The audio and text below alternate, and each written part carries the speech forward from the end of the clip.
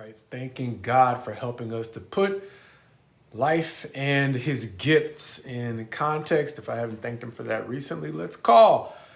1 Corinthians chapter 12, minimize, because the way in which the Corinthians have minimized a number of things is affecting their ability to understand. Understanding that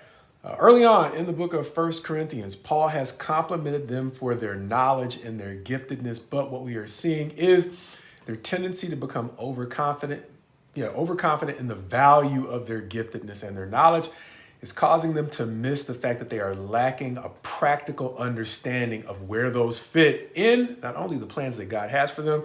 but the way they fit in their misapplication. Anyway, they're lacking in a lot of ways, and they don't understand how knowledge isn't enough and their giftedness isn't enough. And this chapter helps them to understand, if they will accept what Paul is trying to tell them, the way in which the gifts that they individually have can't properly be understood without properly valuing one another. And thus, if they're going to properly understand their gifts and the way that they're missing out on their own potential, they're going to have to avoid the temptation to minimize, not the least of which, each other. But before we get there, verses 1, I think it is, through 3 are going to have a theme that I was kind of missing out on because it seems like an outlier in the rest of the chapter. But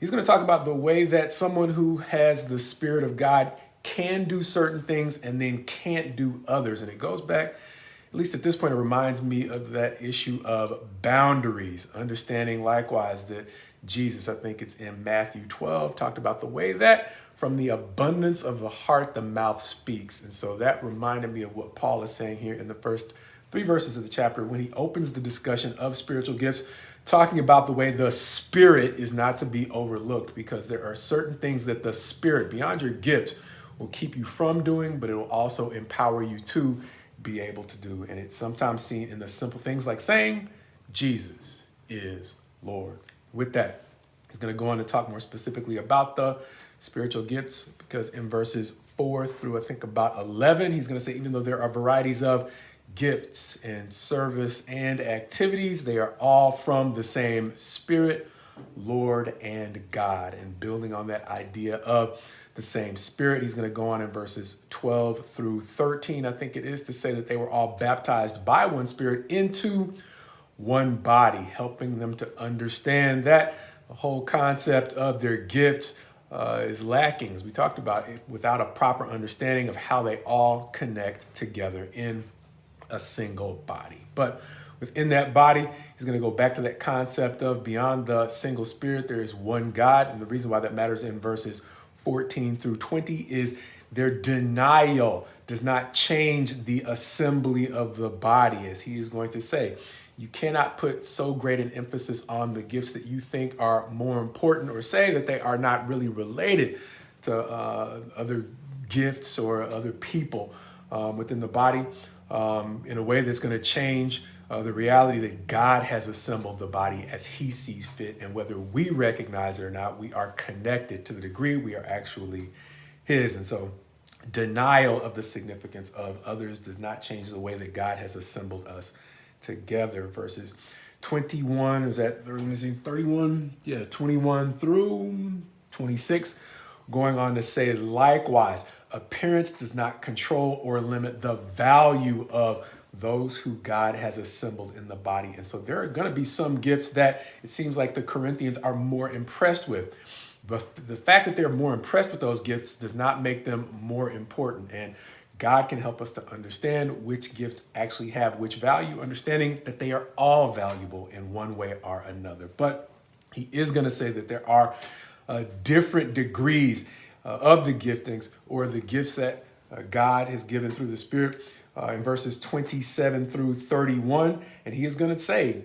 desire. It's not wrong to desire the greater gifts, but even in desiring the greater gifts, he's going to say there is still a more excellent way that he is going to discuss in chapter 13 as he connects the discussion of spiritual gifts to the thing that's preventing them from understanding the value of one another's gifts, and that is understanding the way that they are all bound together in their genuine concern for one another, otherwise known as love. But Three things that stood out to me, all, I guess, center around that whole concept of minimizing. And in verses 4 through 11, the way that they have minimized one another, like we say, sometimes that whole key to understanding the law of God is understanding the love of God. And so when I mentioned that the transition between chapters 12 and 13 hinges on love, sometimes love can sound cliche if all you do is say love over and over again without putting it in a proper context. But beyond simply understanding that it's proper or appropriate to have concern for one another, love is one of those things that allows you to fully understand the laws that God has given us. We've talked about that before, and Paul is bringing that up again in the context of them understanding the way that they relate to one another, because I actually had to break and give another illustration because the explanation that I gave, when I listened to it, it sounded kind of rote. But I think we mentioned before that Paul's description of the Corinthians made it sound like what we might call today herding cats. And even though that's an old illustration, it reminded me even more of what it's like to look at custom parts. I'm not really into cars, but maybe cars, for example, custom parts in the window. If you know what a nice part looks like and you get the chance to envision what it would look like on your car, it doesn't have the same value in the window as it would eventually being on somebody's car. And the Corinthians remind me of those who might have become so fixated about how dazzling they look on display that they lost track of the fact that in order to really fully function effectively and have anything other than vain beauty, they need to function effectively on the car, the automobile, or whatever it was that they were designed to be a part of. And it seems that here, Paul is helping them to understand that they have become so fixated on their individual value that they've lost sight of the fact that their real value comes in being able to work well together. Something that he is, like we already said, going to emphasize even more in 1 Corinthians 13, the famous passage on love, which is not about marital love as much as it is helping them to understand that no matter how much they might be able to speak in tongues, they're just making noise if they don't move the entire mission together. If they don't move the entire mission forward together effectively. Likewise, their generosity, it's empty if they don't work well within the context of the mission that God has given, so on and so forth. Don't want to get ahead of our discussion of 1 Corinthians 13, but it seems to be what Paul is trying to get across likewise here in 1 Corinthians 12. Beyond that, I don't preach a lot of doctrinal issues, but he goes on to talk about, in very plain terms, I think it's in verse 13, for we were all baptized into one body, when he's once again picking up that theme of singularity. The whole concept of baptism is one that can be a debated doctrinal issue, but instead of talking about the nuances of baptism, understanding that this seems to show Paul talking about all the believers, at least at the Corinthian church, the thing that they all share in common with Paul is they were all baptized, connecting it doctrinally to that whole concept of baptism that Peter talks about in 1 Peter chapter 3. But the whole desire or debate, I guess, around baptism seems to stem from the temptation to minimize its significance. And one of the things that the scriptures do not do is minimize either the purpose or the significance of baptism. And so without going into the details of whether or not it is essential for salvation, one of the things that I have noticed is the debates about baptism and its role in our lives as believers tends to come from a man-made temptation to minimize its significance in ways that the scriptures never do. More importantly, the apostles never do. It's one of the things that if we simply read the scriptures as they are without minimizing the significance of anything, including baptism, by force-fitting it into our doctrinal lens, then we can look at passages like this. We were all baptized into one body at face value and fully appreciate the value that apostles like Paul and Peter place on baptism. And so avoiding the temptation to minimize a thing through our social or doctrinal or denominational lens